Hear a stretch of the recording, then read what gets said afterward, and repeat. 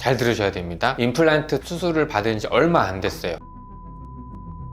다시 수술을 해야 되는, 꼭 기억하고 계셔야 되는 주관적인 증상 중에 하나예요. 임플란트 다음은 개발되지 않았어요. 불편하지 않게 오래 쓰는 게 가장 중요하다고 저는 생각을 하거든요. 임플란트 오래 쓸 수 있는 꿀팁, 첫 번째, 저 같은 치과 의사들이 매번 업데이트되는 것들을 계속 공부하고 열심히 노력을 해서 최신 트렌드로 환자분들한테 치료를 해드려야 되고, 의사 요인이 있으니 환자 요인도 있겠죠.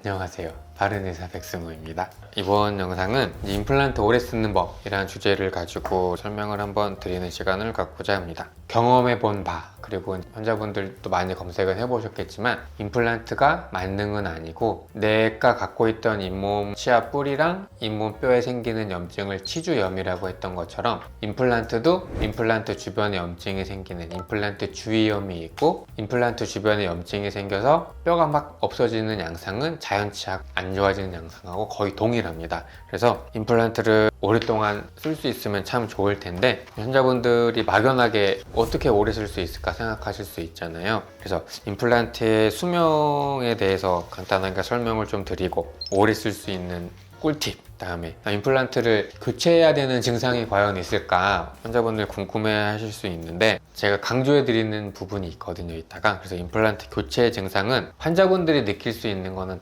단 한 가지예요. 그래서 그거는 제가 이따가 한번 자세히 설명을 드리도록 하겠습니다. 수명을 어떻게 정의하느냐에 따라서 다른데, 우리 치과 의사들끼리 이제 혹은 논문에서 자주 나오는 말이 서바이벌 레이트랑 석세스 레이트예요. 서바이벌 레이트는 뭐죠? 생존이잖아요. 임플란트가 내 몸 안에 붙어 있기만 하면 되는 비율인 거고, 석세스 레이트가 조금 어려워요. 석세스 레이트는 임플란트가 이 뼈 안에 들어갔을 때, 예를 들어 몇 년 후에 방사선 사진상에서 뼈가 얼만큼 살아있고 뭐 기준이 있는데, 서바이벌 레이트, 내 잇몸 뼈 안에 붙어있는 거를 기준으로 한다고 하면, 임플란트의 표면 나사산, 표면 처리 기술이 발달했기 때문에 10년, 15년 이상의 데이터가 나오지만, 석세스 레이트, 과연 내가 심었던 임플란트가 석세스인가, 환자분이 불편하지 않고 치과 의사들이 객관적으로 측정할 수 있는 여러 가지 요소들에 의해서 석세스인가 하면 또 달라질 수 있어요. 이 환자분 사진 우리 같이 좀 볼까요? 이 환자분 이렇게 앞니 쪽에 예전에 임플란트 하셨고 아직 붙어 있어요. 잘 붙어 있고, 입안 사진 보면은 잘 쓰고 계시고 그래요. 서바이벌 레이트라고 한다면 이 환자분은 좋겠죠? 예전부터 썼지만 임플란트가 빠지지 않고 잘 쓰고 계세요. 그런데 석세스 레이트로 한 말을 우리가 정의를 한다고 하면 조금 달라져요. 왜 그러냐면, 환자분은 왼쪽 어금니 쪽에 불편감을 호소하고 계세요. 염증이 되게 많이 나오고 있고, 앞니 같은 경우에도 예전에 심었던 부위보다 잇몸뼈가 많이 내려가는 바람에 이렇게 보면은 이런 게 이제 비치기 시작하고 있거든요. 따라서 서바이벌 레이트가 아니라 석세스 레이트라고 한다면 환자분의 임플란트 수명은 많이 달아있다고 저희가 표현을 할 수가 있겠습니다. 이 환자분도 이제 저희 치과에 오신 환자분인데, 임플란트 많이 하셨죠? 환자분이 집에서 있다는 이 임플란트, 여기 있던 임플란트 손으로 빼셨어요. 그 말은 붙어있지 못했죠. 그러니까 서바이벌 레이트로 따진다고 하면 이 임플란트님이 탈락이 된 거예요.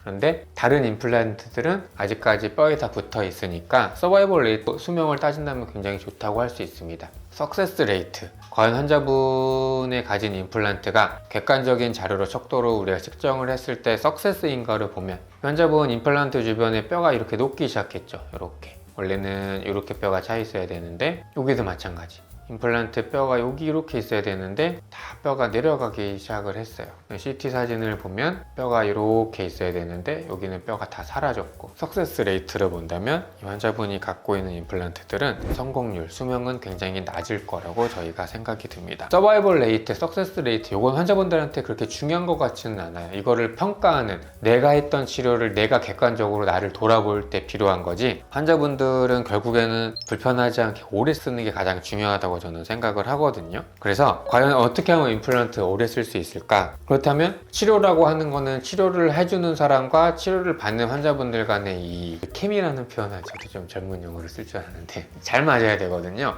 그래서 제가 생각할 때 치료를 해주는 사람 같은 경우는 뭐에 노력을 해야 되냐면, 가장 최신 트렌드를 빨리 계속 습득을 하려고 노력을 해야 되고, 거기에 맞춰 가야 돼요. 임플란트라는 것 자체가 기계적인 거기 때문에 임플란트 표면도 계속 발전을 하고 보철물 양식도 계속 바뀌어가고 있거든요. 일례로 예전에는 임플란트를 심기 잇몸뼈 높이가 부족했던 경우에 뼈를 수직으로 쌓고 긴 임플란트를 쓴다고 말씀드렸어요. 요새 그렇게 안 한다고 말씀드렸죠. 짧은 임플란트를 내 뼈 안에 쏙 집어넣고 보철물 디자인을 통해서 환자분이 관리가 잘 될 수 있도록 하는 게 더 오래 쓰는 방법이라고 제가 예전 동영상을 통해서 한번 말씀드렸어요. 임플란트 오래 쓸 수 있는 꿀팁, 첫 번째 의사 요인으로는 치료를 해주는 저 같은 치과 의사들이 매번 업데이트 되는 것들을 계속 공부하고 열심히 노력을 해서 최신 트렌드로 환자분들한테 치료를 해드려야 되고, 재료라든지 뭐 여러 가지 것들을 환자분들이 비용에 따라 선택하는 게 아니라 의사가 권해줄 수 있어야 된다고 저는 생각을 합니다. 그렇다면 의사 요인이 있으니 환자 요인도 있겠죠. 이 사진을 보면 임플란트는 뼈 안에 들어있는 나사가 있고 그 나사로 보철물이 연결된 방식이에요. 수직으로 씹는 힘에는 굉장히 강하지만 옆으로 치는 힘에는 굉장히 취약해서 이 나사가 자주 풀리거나 너무 자주 풀려서 임플란트 나사상까지 탈이 나는 경우가 굉장히 많아요. 환자분들이 임플란트 수술을 하셨다면 구강관리, 양치질, 치간치술 계속 열심히 하셔야 되고, 정기검진 잘 오셔야 되고, 딱딱하고 질긴 음식 피하는 거, 요거는 환자분들 잘 도와주셔야 됩니다. 임플란트가 인공치근, 내 치아제 뿌리를 흉내낸 거긴 하지만 사람 손으로 만들었고 여러 가지 요소들이 결합되어 있다 보니까 주의해야 될 것들이 상당히 많아요. 그래서 오래 쓰는 꿀팁, 뭐 약간 잔소리 같긴 하지만 의사 요인, 환자 요인 잘 나눠 갖고 이렇게 시너지 효과를 받으면 참 좋을 것 같습니다. 임플란트 교체라고 하면 우리가 부속품이 많으니까 부속품별로 우리가 생각을 해볼 필요가 있어요. 과연 뼈 안에 묻어둔 이 나사산을 바꿔야 되는지 위에를 바꿔야 되는지 우리가 조금 고민을 해볼 필요가 있는데, 가장 흔한 증상은 환자분들이 임플란트 했는데 흔들려요 라고 말씀을 하시면서 내원하는 경우가 가장 많아요. 제가 모형을 준비를 했는데 임플란트를 하고 이 크라운을 넣고 얼마 시간이 지나지 않아서 이렇게 흔들린다고 오세요. 가장 흔한 증상인데, 대부분은 이 임플란트 크라운을 받쳐주는 이 지대주, 어버트먼트가 이 나사가 풀려서 나타나는 현상이거든요. 그래서 대부분은 그 나사를 이렇게 입안에서 조여주기만 해도 흔들리는 증상이 없어져요. 그러면은 흔들린다고 해서 교체가 필요한 거 아니죠? 나사가 풀렸기 때문에 나사만 잘 조여주면 되고, 다만 여기서 주의를 해야 될 거는 반복적으로 나사가 풀려서 임플란트가 흔들린다. 그러면 반드시 그 요인을 해결을 해줘야 돼요. 반복적으로 흔들리다 보면 여기 사이에서 뭔가 탈이 나기 때문에 뼈 안에 박혀있던 나사산에서 탈이 날 가능성이 굉장히 높습니다. 임플란트가 흔들렸던 환자분들 중에 환자분이 이 임플란트가 흔들린다고 한번 오셨거든요. 근데 제가 엑스레이를 가만 보니까 그냥 흔들리었으면 나사만 쪼으면 되는 증상일 텐데 임플란트 주변으로 뼈가 이렇게 차 있어야 되는데 이렇게 지금 내려가 있단 말이에요. 이러면 겁이 나죠. 이게 과연 나사 쪼임으로 해결이 될 수 있는 상황인가? 이제 조금 더 자세히 나오는 사진을 이렇게 찍어 봤을 때 잘 확신이 안 섰어요. 그래서 환자분한테 염증도 있고 하니 입안의 상태를 좀 보겠습니다 하고 제가 잇몸 절개를 좀 해봤거든요. 했더니만 안에서 임플란트 나사산 조각이 나왔어요. 흔들렸던 원인이 안에 나사가 있고 위에 스크류를 통해서 위에 보철물을 조여줬는데 이 임플란트 나사가 찢어진다 표현을 하거든요. 찢어지다 보니까 위에서 조였던 스크류를 조여도 계속 벌어지는 거죠. 아까와는 다 다른 상황인 거예요. 나사가 흔들렸을 때, 위에가 흔들렸을 때 조여도 되는 상황이 있는가 반면에 이렇게 뼈 안에 박힌 나사산이 찢어지는 상황인 경우에는 좋을 수가 없죠. 결국에는 임플란트를 다시 수술을 하셔야 되는 상황인 거예요. 그래서 환자분 같은 경우에는 그 찢어진 임플란트 여기죠, 완전히 제거를 하고 다시 임플란트 수술을 해서 보철물 디자인이 굉장히 예쁘게 나왔죠. 요즘 진짜 자랑 한번 할까요? 두 개 임플란트 우리 디자인 같이 한번 봐요. 예전에 식립했던 임플란트의 깊이보다 저는 어때요? 조금 더 깊이 들어갔어요. 그리고 보철물 디자인도 보면 여기는 약간 이렇게 좀 투박한데 저는 이렇게 S라인으로 이렇게 치과 의사가 어떻게 수술을 하고 보철물 디자인을 어떻게 하느냐에 따라서 결과가 조금 달라지는 부분이 있어요. 이전에 했던 임플란트보다 훨씬 더 오래 쓰실 거라고 저는 장담을 합니다. 두 번째는 임플란트가 이 환자분 보시면 여기 이제 임플란트를 했단 말이에요. 오래 쓰시다가 양치질 할 때 임플란트한테 주변에서 피가 난다고 하시는 분들이 또 많아요. 제가 사진을 하나 보여드릴 텐데 이 할머니가 여기 다 임플란트를 하셨거든요. 딱 이것만 보면 어때요? 별로 탈난 게 없어 보이죠? 여기도 모철 잘 된 것 같고, 제가 말씀드렸던 잇몸 색깔도 되게 밝은 산호빛 분홍색으로 건강한 것 같은데 과연 어디가 문제일 될까요? 라고 제가 질문을 한번 드려볼게요. 환자분이 저희 치과에 오셔서 하셨던 말씀이 양치질 할 때마다 피난다고 하세요.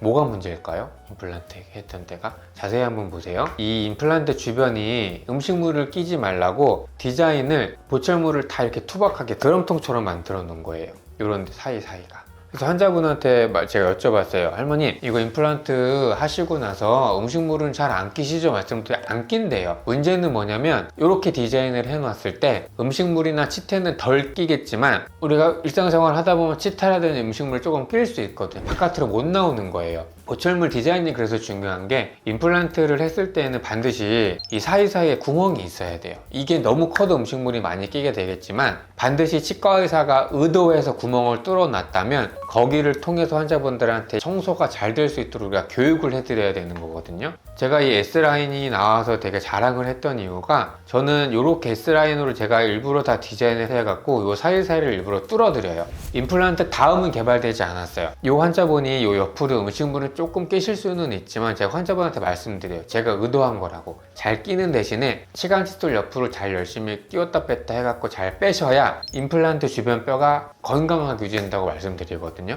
오히려 그렇게 하는 게 더 임플란트를 오래 쓰고. 그렇죠. 이렇게 환자분들이 일시적으로 음식물이 잘 끼는 것 때문에 불평하시는 것 때문에 디자인은 이렇게 요 사이사이를 다 막아버리잖아요. 단기간 동안 환자분들이 음식물 안 껴서 편해해서 좋기는 하지만 그 다음이 문제예요. 양치질 할 때마다 피난다, 입안에서 냄새 난다. 그래서 제가 환자분한테 말씀드렸어요. 환자분, 뭐 임플란트 하신 지가 얼마 안 됐다고 하셨으니까 분명히 거기 치과에서도 보증기간이 남아있으실 거예요. 제가 편지를 적어 드릴 테니 가서 보철물을 다시 만드시는 거를 상의 한번 해보세요 말씀드렸거든요. 그 다음부터 연락이 없으시고 제가 전화를 드렸더니 보철물 교체하고 잘 쓰시고 계시다고 하셨어요. 첫 번째, 교체를 해야 되는 것처럼 느낄 수 있는 증상이 임플란트 위가 흔들린다. 흔들려도 대부분은 나사만 조이면 되고 교체해야 되는 경우는 굉장히 드물다고 말씀을 드렸고, 임플란트를 했는데 계속 피가 나고 냄새가 난다. 나사산까지, 뼈 안에 묻혀있는 나사산까지 다시 치료를 해야 되는 경우는 드물고 위에 보철물을 조금 바꿔야 되는 경우가 생각보다 굉장히 많습니다.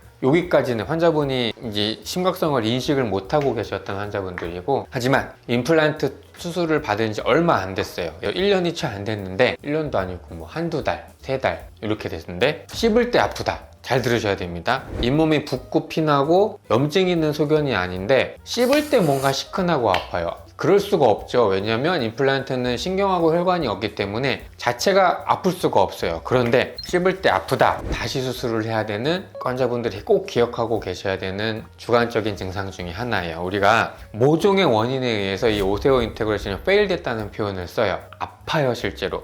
언제 때 아프냐면 씹을 때 아프다. 제 환자분 한번 소개를 드릴 텐데, 환자분이 여기도 임플란트를 하셨고요, 제일 끝에도 임플란트를 하셨는데 여기는 잘 쓰고 계셨어요. 잘 쓰고 계신데 여기를 수술을 하고 이렇게 보철물을 올라간 지 한 달이 채 안 됐거든요. 보철물이 씹을 때마다 불편하다 하셔가지고 처음에는 제가 뭐 이렇게 임플란트 위에 주변으로 본드 붙이는 시멘트가 남았나 해서 막 잇몸 청소도 해드리고 했는데 한 달 반 지나가고 두 달이 지났는데도 씹을 때 계속 시큰한 느낌이 든다고 하셨어요. 그래서 제가 환자분 요게 가끔 가다가 임플란트랑 뼈랑 붙었던 게 이게 깨지는 경우가 있어서 제가 확인을 한번 해보겠습니다 하고 마취를 하고 이 임플란트를 돌려봤거든요. 빠지더라고요.